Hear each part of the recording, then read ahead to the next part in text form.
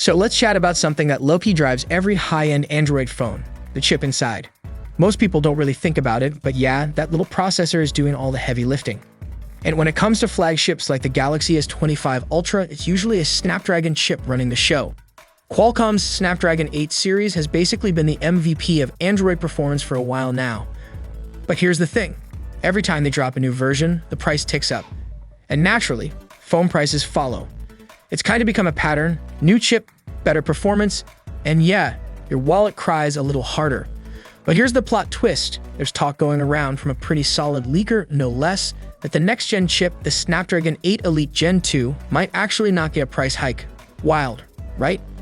If this rumor is legit, we could be looking at a big performance boost, faster CPU, better graphics, without the usual extra cost. That's a win-win, especially for brands trying to keep phone prices from going off the rails. Now, obviously, if this happens, it could shake things up for a bunch of Android brands. Companies like Xiaomi, Oppo, and Honor have already started testing the waters with custom chips, partly to cut costs, partly to break away from Qualcomm. But they're still not quite there yet.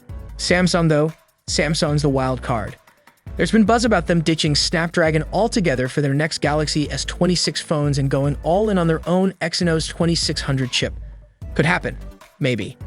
Thing is, we've heard this kind of chatter before.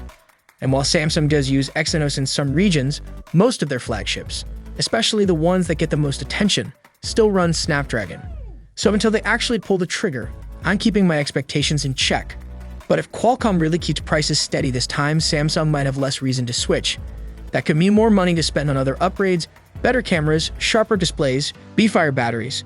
The stuff people actually get excited about. We'll probably get the full scoop on this new chip later in the year. Qualcomm usually reveals everything in the fall. So what do you think? Should Samsung stick with Snapdragon and play it safe? Or is it finally time to give Exynos another shot and see what it can really do? Let me know what you're thinking. Appreciate you being here. Catch you in the next one. Take care.